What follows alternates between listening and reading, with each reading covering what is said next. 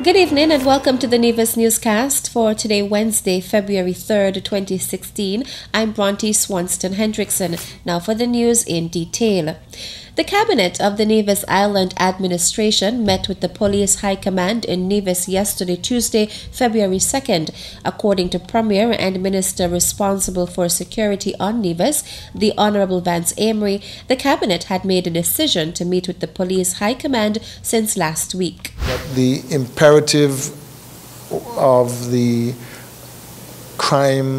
spate of crime over the last week, after we had scheduled the meeting, made it necessary for us to meet with the Police High Command to map out and have a clear picture, a clear strategy of where we go in terms of fighting crime in Nevis. During that meeting, what the Premier describes as some very strong suggestions were made.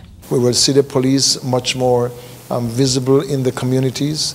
The police will certainly be patrolling on foot, in vehicles, and by cycle, wherever possible, to ensure that they are visible in the hot spots especially. And one of the things which we expect is to have a greater connection with the communities so that people can have confidence in the police and that they can share information, intelligence with the police whenever we have a crime committed or before crimes are committed, so at least we could prevent the commission of crimes. These efforts, the Premier noted, will be undertaken in collaboration with the federal government. That is our thrust, to ensure that we deal with this antisocial and this violent crimes and this disruption of our security and our peace here in Nevis. The Prime Minister has made his statement. There was a release from Superintendent Hughes in respect of the new strategies, and we were only seeking to supplement and to specify the strategies and here in Nevis to fit the Nevis scene altogether. Premier and Minister responsible for security on Nevis, the Honourable Vance Amory. A new superintendent of prisons has been appointed following an interview by a panel chaired by Permanent Secretary in the Ministry of National Security, Osmond Petty. The appointment of Junie Hodge as superintendent of Her Majesty's Prison took effect on Monday, February 1st, 2016. According to Petty, Hodge demonstrates a sound knowledge of the Prison Act and the issues that perplex the prison system at this time, and has given insight into what actions he feels are necessary to bring about improvement and/or systemic and structural changes at Her Majesty's Prison. Hodge possesses training and experiences that would put him in a position to be an asset as a superintendent of prisons, said Petty as he introduced the new superintendent to the prison staff on Monday. Hodge, who has a wealth of experience in law enforcement, was a constable in the Royal St. Christopher and Nevis Police Force from 1988 to 2004, was detailed to provide security for prison officers and inmates at the prison, and at times supervised detailed drafts between 1994 and 1995. He also functioned as a drug abuse resistance education DARE mentor coordinator from 1996 to 2004. He is trained in customer relations for supervisors and mediation, conflict resolution, and anger management, was employed in supervisory and managerial positions in private enterprises from 2004 to 2012, and since 2012 has been the owner, director, and CEO of H&H Security Services. Hodge thanked the government for the appointment, underscoring the importance of security. He urged the officers to take their jobs seriously, reminding them that if the prison system fails, the entire country fails. Hodge called on the officers to work together at all times, explaining that the prison officers are one team. Meanwhile, the newly appointed Superintendent of Prisons wishes to inform that as of yesterday, Tuesday, 2nd February to Monday, 22nd February 2016, Her Majesty's Prison will be closed to the general public. The Department of Youth and Sports will be hosting its first Faces of Youth Month competition for young people between the ages of 16 and 25.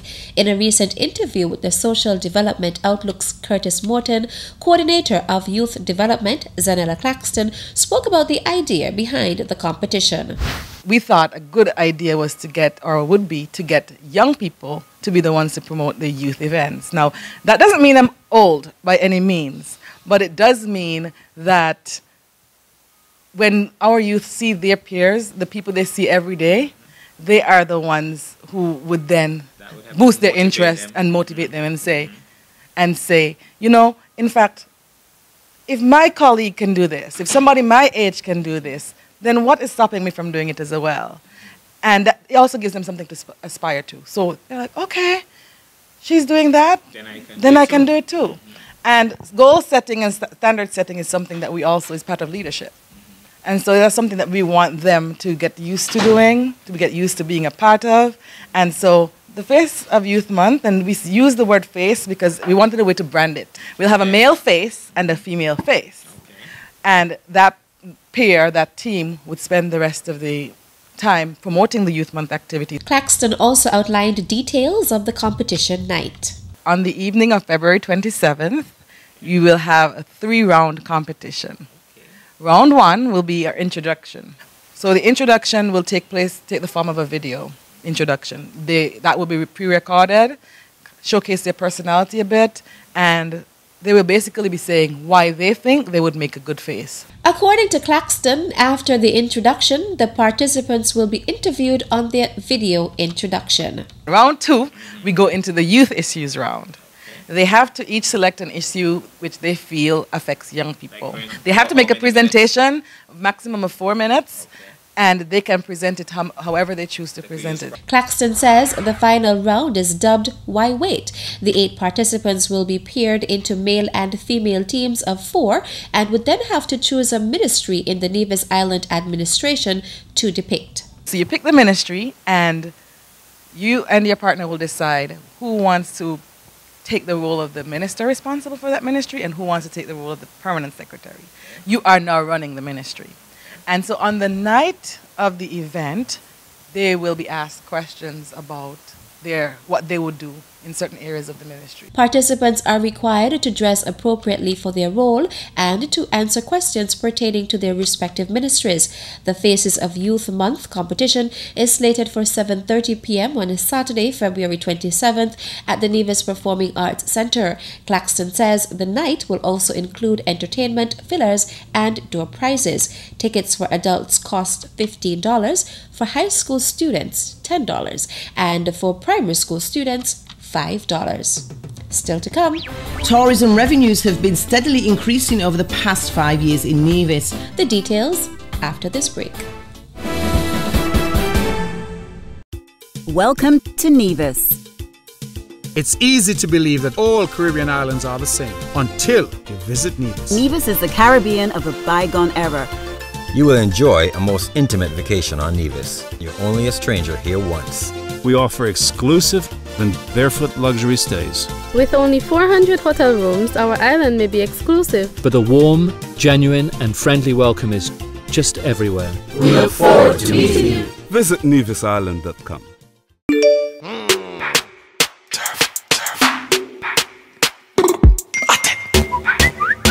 Gala WhatsApp and I send text. Me see the SMS. Me a fish show. Send me a pic of yourself. One of you know where. I have too much self-respect to send you a pic of you know where. If you really love me, you will do it. If you really love me, you wouldn't ask. You matter to your family, to your friends, to your community, to you. Remember, you matter. This message was brought to you by the Pan-American Health Organization, PAHO, and the Nevis Health Promotion Unit. Welcome back. Overall, tourism revenues for Nevis during 2015 jumped 16.2% over figures for 2014. Communications Officer Sheila James has that story in this evening's edition of the Ministry of Tourism's News in 60 Seconds. In 2014, total revenues were 14 million, but this increased to a healthy 16.2 million in 2015. Performance during the Christmas season was very strong, with revenues for December 2015 26% higher than those for 2014. Tourism revenues have been steadily increasing over the past 5 years in Nevis, from $11.8 million in 2011 and showing a robust 37.3% increase over this 5-year period. Almost 40% of the tourism revenue for 2015 was generated in the first quarter of this year. It is estimated that the overall tourism earnings for Nevis during 2015 was $59.7 million USD. Communications Officer in the Ministry of Tourism, Sheila James. Late last year, Petulia Skeet, in an interview with founder of Pink Lily Cancer Care, Lee Paris Cambridge, and the Social Development Outlook's Curtis Morton, spoke about the availability of free bras for breast cancer patients who have had mastectomies. Paris Cambridge recently gave an update on that story. I've been in touch with the 2 breast cancer organisations in St Kitts to let them know about this offer, because this is extended to St Kitts and Nevis ladies. And on Friday just gone, I went to the oncology suite down Government Road, where we have ladies coming in for chemotherapy. So that was another area that I could reach out to the ladies and then talk to them and explain the situation. And I've been going to health centres. I've been stopping women on the street, asking them if they know of anyone, whether it's in their church or anywhere in Nevis and St Kitts, that we can reach out to as many women as possible. Paris Cambridge is appealing to persons to take advantage of the offer and to continue to lend support to persons with cancer. I'd like to appeal, number one, to all the women in St Kitts and Nevis. You may know women in St Kitts who are your friends, whether you're a 23-year survivor, a 5-year survivor, however long. Take advantage of this offer to get a free bra, and this was kindly donated by Petula Skeet because she has contacts. We need to network together so we can help people in all their different situations surrounding cancer.